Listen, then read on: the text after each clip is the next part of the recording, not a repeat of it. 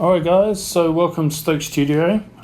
So today we are going to cover colouring your character. So shading, some highlights, and don't get me wrong, there's like a few different ways you can do this, but this particular way is going to be using flats and then going in and selecting that layer of that flat to shade it, highlight it, without it going over the lines, having to do a clipping mask, having multiple layers on top of top. So it's very simplified way of doing things. So drew this Mr. Droopy. I think it's called Droopy, yeah, but you can correct me if I'm wrong in the comments, I guess. So we're going to start off with a new layer. Now we're going to drop what the industry and comic books call flats. Okay, so I'm going to add a new layer. I'm going to bring that layer to underneath. I'm going to change this layer to reference. Go back into layer 2, and I'm going to call this, rename it flats, like so. Then from there we can choose our colors. So I'm just going to go off the cuff, nothing too crazy, or from the actual dog itself. So we'll just choose some random colors. So what I want to get across here with flats is this is color dropping, basically, yeah. So you pull from here, from this area here, and then you can color drop to the area you want to color drop to, okay? But what I want to get across is, I might as well keep that color. What I want to get across is the threshold. See this at the top? We want to push this as high as you can, okay? So if you can't get the threshold as high as possible because your pencil's going off the screen, undo it, and then the threshold will be up to where you last left it, yeah? So I've come off the screen, so obviously now it's at 100. So I need to come back off that, color drop again, and now I'm going to drop it until the hair disappears, yeah? Because the colored threshold is too high. Then I'm going to basically color drop here. That one's fine. Might be able to push the threshold a bit. And before it fills something else. The threshold doing flats is the big thing here. So when you actually select the color, you're literally getting that selection. If the threshold was lower or too high, then you're going to select other pieces of it when you go to shade, highlight, add different layers to using the selection tool, which can be quite painful in the end. So it's always good to get this part right. So you can see this is pretty high right now. So I want it to be as high as possible, okay? Let's use like a real dark brown for the ear. That's good. And then let's just go completely orange for the head. So you can see there, there's either a gap or the threshold is turned up. Now if I search in here, I couldn't find a gap, really. I mean, I can't, but nonetheless, all we need to do is drop the threshold. Okay, so just drop it until you get your desired selection, which will probably be about there, 92.5. Oh, come back up again. That'll do. Okay, so as long as it's like high end, that's good.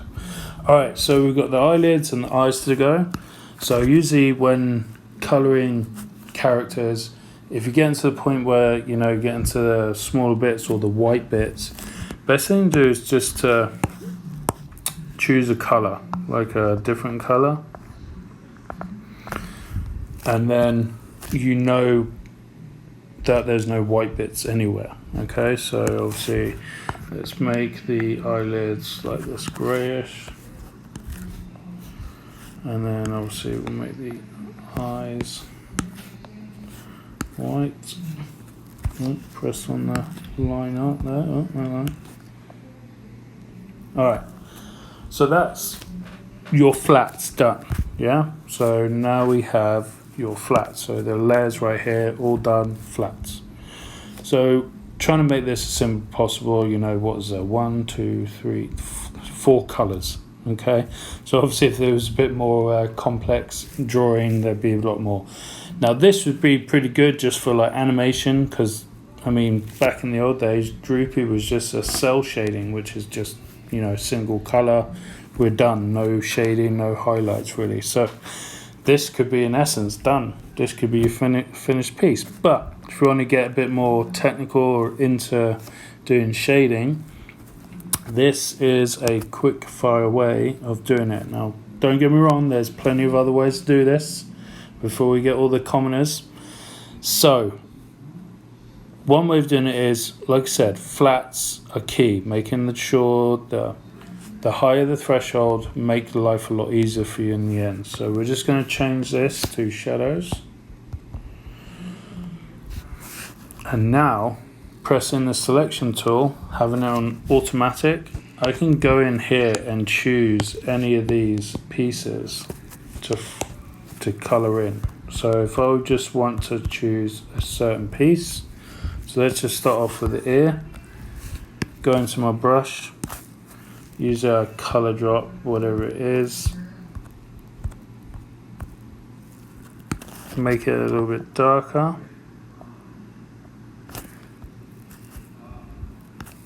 Go into shadows, press the little N, change this to a multiply layer, and then start off by doing a shadow. So shadows are going to come in from the right hand side of the screen, so that'll be easy enough. And then draw in the shadows like so. And you can see that I can go wherever I want here. So all these lines going across it, the actual picture, that's what I can't touch with the pencil, which is awesome. So the only things I can touch is the layer I selected, which makes life so much easier. And then you can just color drop. I always try and do this color drop, but it never seems to work. So I think it's because the selection tool is on. So if I do this now, nope. Might be me, or there's a gap somewhere or something of that nature. That would probably be what it is. Nope, it's just been annoying. So Kev is just going to color this in before he gets annoyed. So there's a shadow right there. Okay, just move this out a bit. So one of the cool things you can do here with shadows is leave it on multiply layer. Probably want to get a better picture of it. So go to the opacity and kind of move the opacity to where you want it. So darker, lighter, whatever's kind of good to the eye. So I mean that seems alright. So we'll leave that. You can smooth out the lines a bit. That was terrible. Okay. Alright, so there's one shadow. Alright, so let's say I'm like, oh, that's great. Okay, so now I want to do this part. Oh god, it's gone over that line. Oh no, it's on the page. So this is the whole point of the flats, is that when I do these shadows, I can go to the selection tool and just choose that particular layer and go back in. Now I won't go over that particular area. So I can't go onto the background, can't go into his face, I'm just in the actual hair layer, yeah, because that's the selection of, well, that's the part I've selected basically. So this allows me just to go in quickly and basically shadow up this whole area, which is perfect. Come out of that, back in selection tool, choose the face, come in here, might do real wide shadow here just for fun.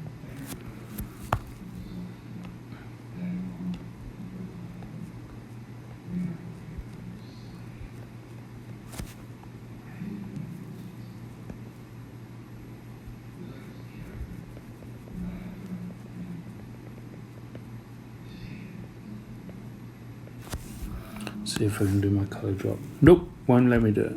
I'll have to figure out a way or read up on it or something. But for now, I'm just going to basically paint this in.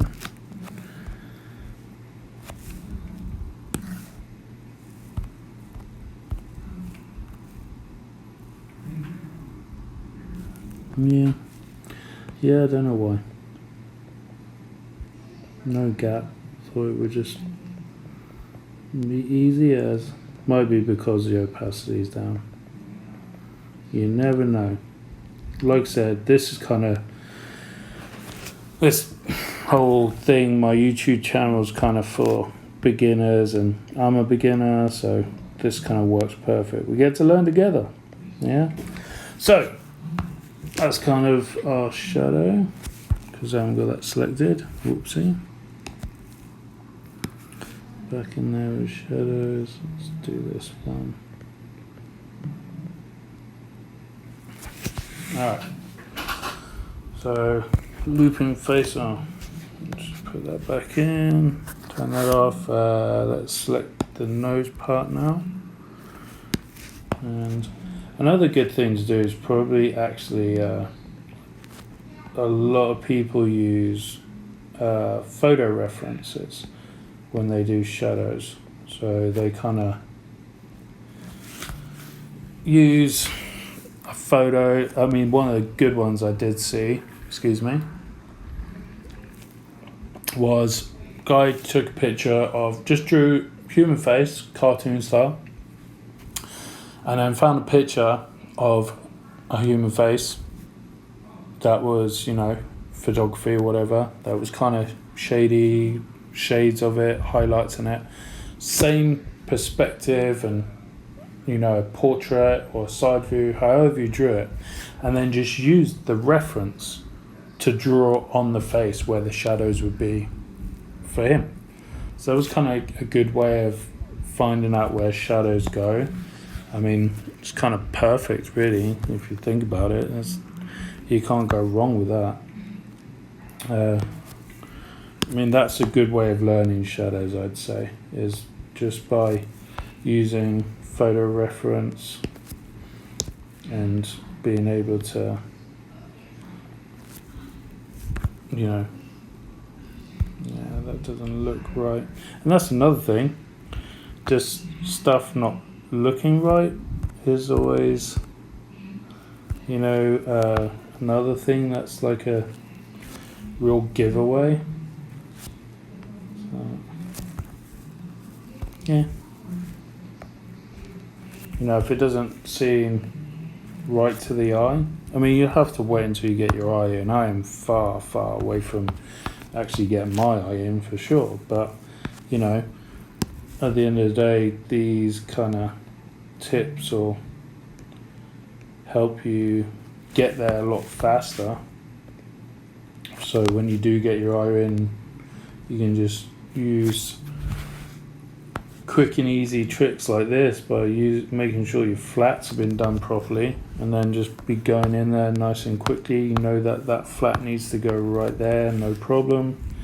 You know, these things all add up to make life so much easier in the end, believe me. That's because it's on a grey and that doesn't look right. So you might have to do a separate layer for the eyes to make that, you know, do a little eyeball shine, that kind of thing. So let's say I've shaded my character. So I've put like a minimal color shade on him, whatever. So again, I could go in, do some highlights. So clicking on the layer, naming the layer highlights, like so. this is where you can play around with these. You know, you can choose different kind of things. I mean, it's up to you, really. But some of these are not going to do anything when you actually put them in. So I would leave it on normal for now. Choose a white color, and then you can play with the opacity. So let's go with the hair. Oh, forgot to do my trick. Select it first. Let's bring down the brush tool.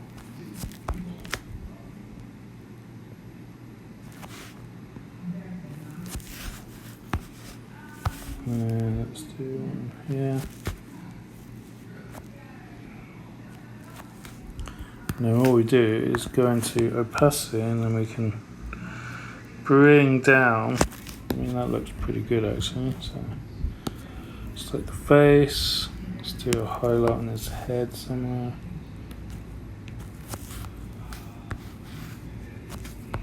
Let's do a highlight around the mouth.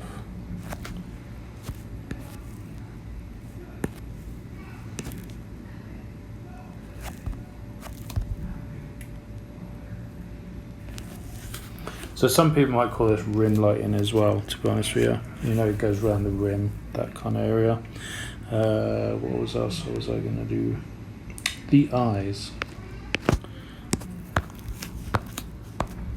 So you can see I'm just selecting, you know, the bits that I want to be highlighted. Let's put something on the ear.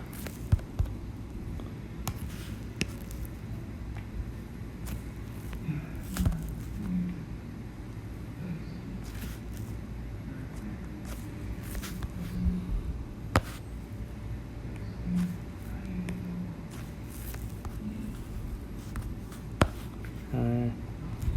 And snout.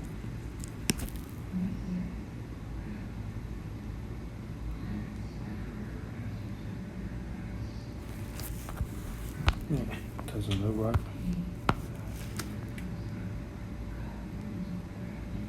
That's better. Okay. Alright, so you know, that's just some simple highlights that I can put on him, you know, just to touch him up a bit, give him some little bit more depth, I guess. You know, better than just having it the normal cell shading. So, and this is all so easy by just making sure you've done the flats properly. So you can just go in there and literally choose that layer or choose that color or that part of the area that you want to color, and then you don't have to worry about going over the lines, don't have to do 1500 clipping masks. I mean, this is, look, it's on 3 layers, well, 4 layers. Yeah, flat, shadows, highlights, and your reference layer, or should I say the ink layer, and you've ended up with something pretty cool. A lot different than what I used to do, that's for sure.